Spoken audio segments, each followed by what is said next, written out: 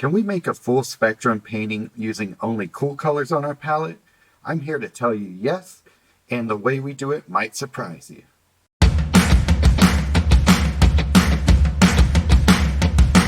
Hey guys, welcome back to my channel. If you're not subscribed yet, hit that red button and click on the bell too so you won't miss the next video tip. So I got a bunch of new exciting colors from Jerry's Artorama the other week, and although they look really fun, I was really curious to know if they actually cover the full spectrum of color, meaning I could create a painting that has good warm and cool color contrast in a variety of values. In order to know what the full potential of this color combo would be, I found it really important to make a color chart. What's important when you make a color chart is to discover the extreme ends of the color combos you can achieve. What two colors are the darkest? What two colors are the lightest? What two make the coolest combos? What two make the warmest combos? So in this chart, the two most important discoveries for me was that magenta and sky blue make the darkest color combo, and leaf green and pink make the warmest color combo. That means anything in my reference that looks the most in the red, orange, yellow color spectrum will be represented by that mixture or something close to it. That means anything in my reference which falls into that red, orange, yellow color spectrum will be represented by that mixture or something close to it.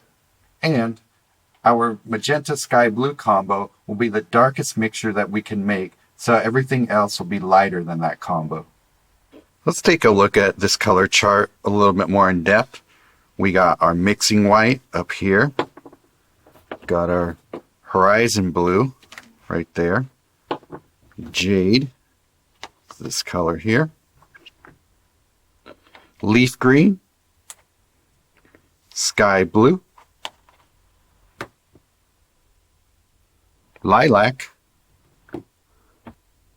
Pink. Rose.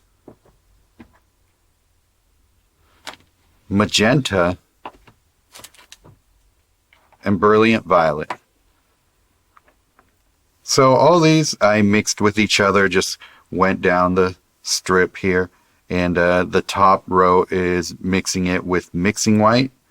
And one of the things I should note is that this pink is not only a very fugitive color, but it doesn't scan very well. So really use caution when thinking about what you might use it for. It could just be a really fun color that you just want to play around with, but nothing too serious. Or you might just end up using it as a mixture, as I did. So as with all these colors, if you're really interested in the light fast rating, go onto Turner's website and find out for yourself what they are there. Alright, so here's a painting that I did with this palette. Let's watch this painting come together now, shall we? Okay, let's really quickly sketch this painting out with a pencil. I'm using an Etcher Perfect Sketchbook in case you're wondering. So in order to keep this painting honest, I taped over the other colors in my palette, as you can see there. I use a wash of sky blue that gradates into a combo of horizon blue and mixing white at the bottom. And I'm laying down the main shadow shapes using that dark mixture of magenta and sky blue.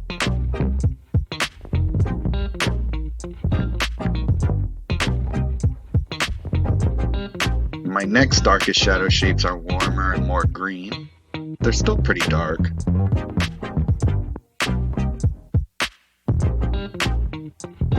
I decided at this point to block in my midtones in the light using mostly leaf green and a bit of that pink.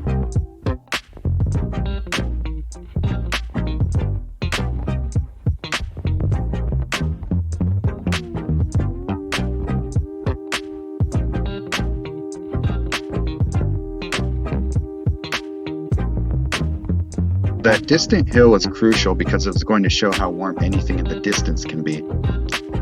This patch of mustard was super important to establish as well because in the reference, it's the most yellow part of the picture and warm. So we have to establish with our paints that it's the warmest part of the painting. We use our leaf green pink combo for that. And here I'm reestablishing my dark shapes with that magenta sky blue combo. I also have the option to combine rose and sky blue for a warmer dark, and brilliant violet and sky blue for a cooler dark. This will let me vary the color temperature within the shadows.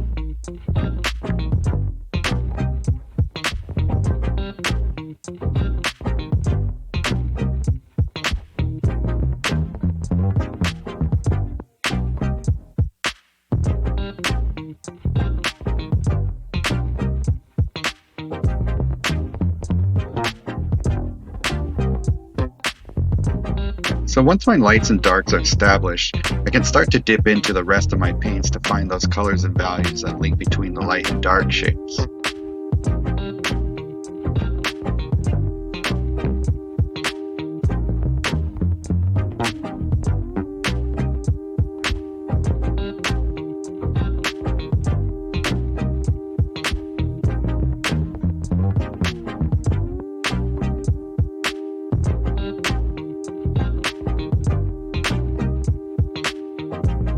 I'm using that pink leaf green combo to refine the values in that tree, but varying it and adding other relatively warm colors from my palette.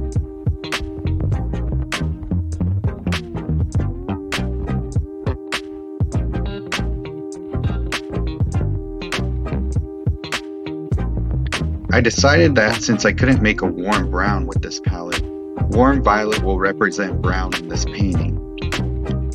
With paintings like this, instead of trying to replicate the colors you see in the reference, you'll just have to use other colors that symbolize the actual hue and just try and replicate the values.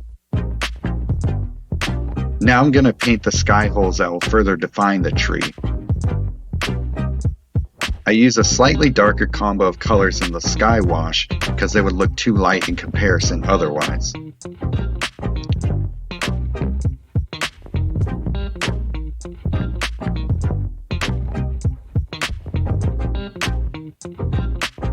Redoing and refining some of the warm colors in the lights and creating more details.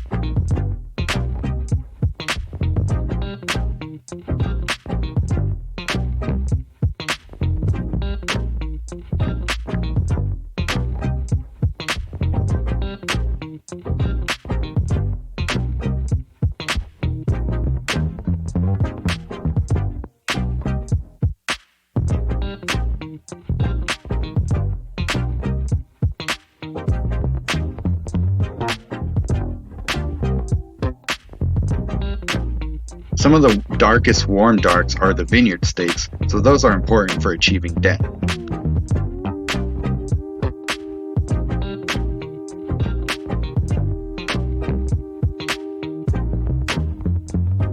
The final step of this painting will be to paint the small branches and trunks of the eucalyptus tree.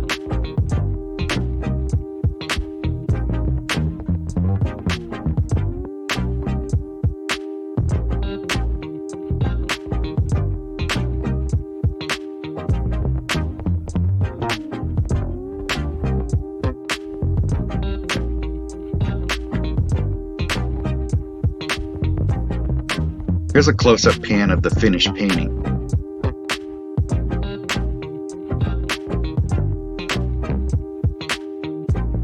So in conclusion, yes, we can create a full spectrum painting with this palette by identifying the warmest relative colors on our palette and using those to represent the warms in our reference.